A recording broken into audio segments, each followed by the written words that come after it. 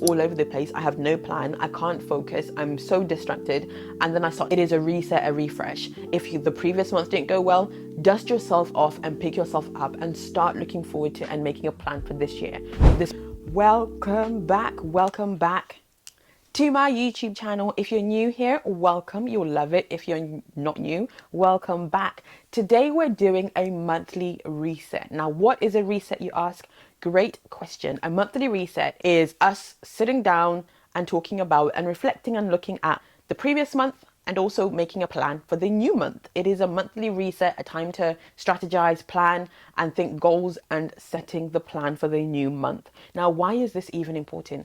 I have always been very big on being intentional about my time because I don't like sitting here. I don't like spending the month with so much mental load when I could just write it down and make a plan. So planning for the month helps me with clarity to figure out what I actually want to do, what are my priorities, what are my goals, and how can I use my time wisely. Secondly, it helps me brain dump so I don't have to keep everything in here. I've got a plan written down. It helps me be organized. I know where I'm supposed to be. I've set people's birthdays. I know what's happening, any appointments, everything is written down. So I feel more organized. So I enter the new month with clarity, a new space, and just knowing exactly what I'm doing. Now, I know you might be excited to just go and start talking about the new month, but before you do it, let's pull it back a little and talk about the current month, the month that's just gone, and having time to reflect. People like to just keep going, but we take a step back and think about what happened this month.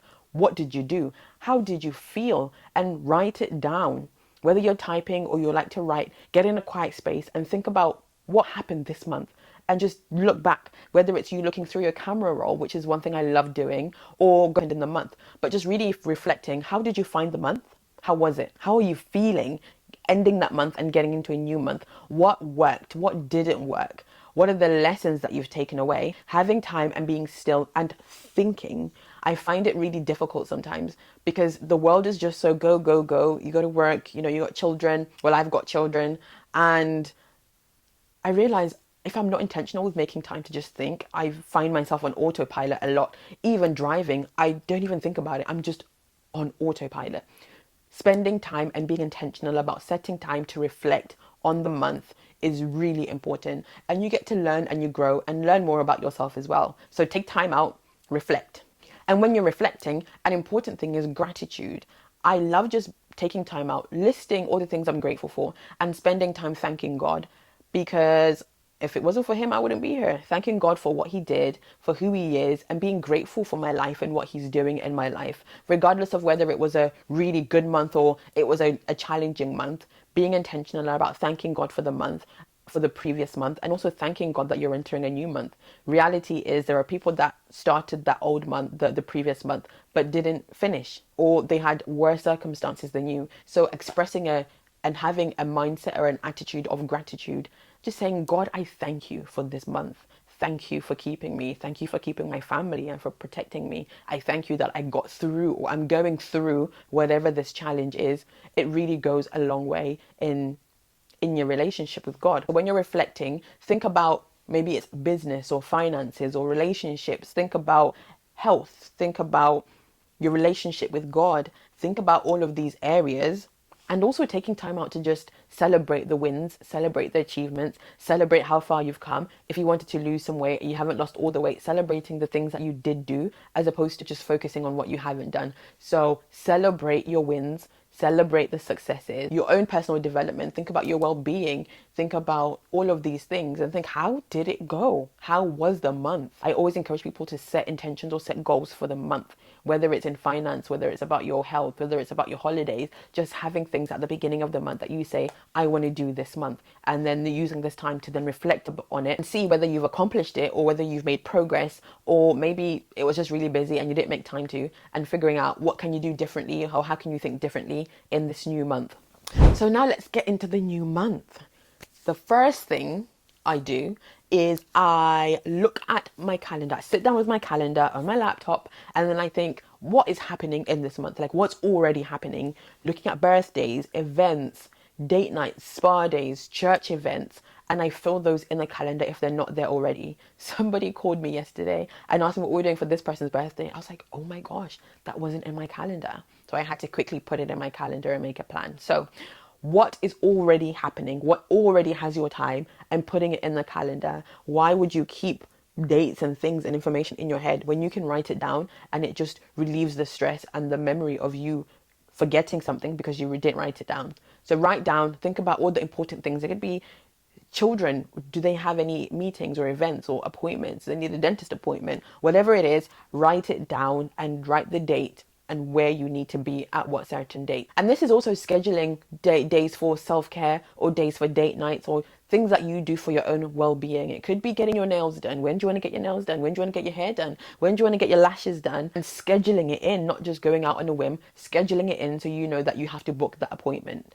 So once you've thought about all the needs, does your car need service? Does your car need MOT? Do you need to buy a new car this month? All of those things, write them down. And then think, what are your goals for this month? What do you want to see in this month? What do you want to do for yourself? What do you want to achieve this month? It is a reset, a refresh. If the previous month didn't go well, dust yourself off and pick yourself up and start looking forward to and making a plan for this month. So what do you want to see in this month? And write down maybe like 3 goals that you want to see in different areas. They don't have to be anything overly massive. It could be getting outside the house 3 times and going for a walk. It could be getting a massage. It could be absolutely anything, but just write it down and have that goal for the year, for the month. And also thinking about what is your focus for the month. Sometimes I find if I don't set my goals, I lose focus and I get so distracted. If I don't have a list of where I want to go, when anything comes, I'm just all over the place. I have no plan. I can't focus. I'm so distracted. And then I start to get stressed out and overwhelmed. That's why I'm very big on planning and being intentional, because I know, especially what I'm like, when I don't have a plan, nothing gets done and I'm distracted. And then I end the day and I'm like, oh, what have I actually achieved today? So write things down. What are you wanting to do? Now you have your what. How are you going to do it?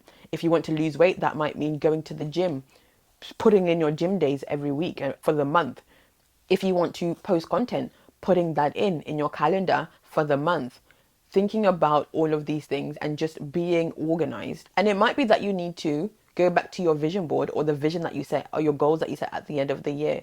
A lot of times we write them and we put them there and then we don't ever have a look at them. So go back, dust yourself. You might need to dust off your vision board.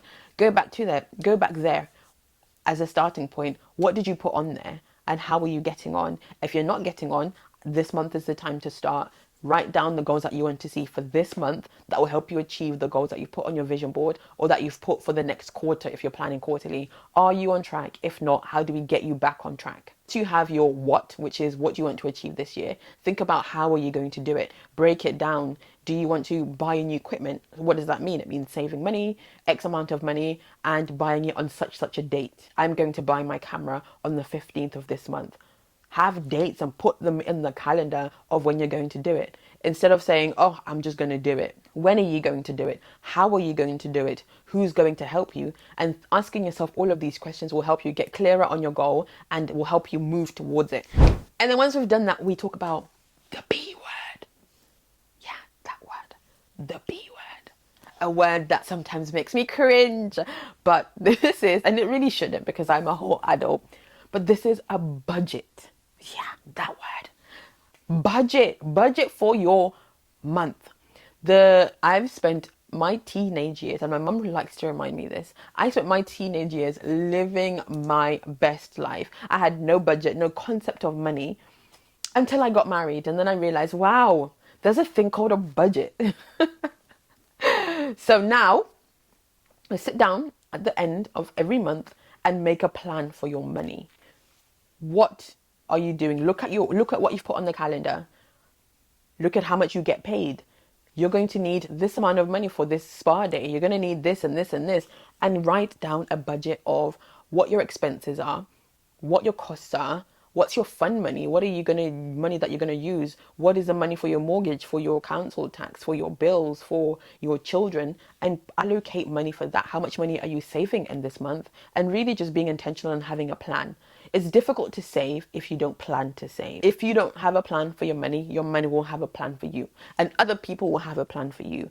getting in the habit of budgeting. Anyway, so I feel like a lot of people will make a plan and then just ask God to stamp their approval. But why not ask God, what do you have planned for me this month? What do you want me to do this month? How do you want me to do it? Instead of you've written down this beautiful plan, but actually it's not in the will of God.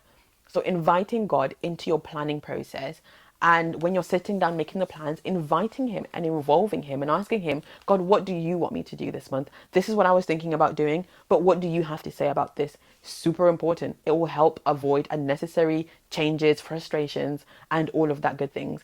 So once you've come up with a plan with the Lord, committing those plans to him and really surrendering those plans to him and asking him to help you, guide you, and direct you. That is how I plan and I reset. I also reset my house. So it could be changing the theme as we're going into spring now. It could be that you're changing the furniture, changing the decor, changing your bedding, having a refresh, and just making sure that your home, your space is all good. Let me know some of your things that you do to reset and plan for the new month. I also love to learn from you all, and I will see you in my next video.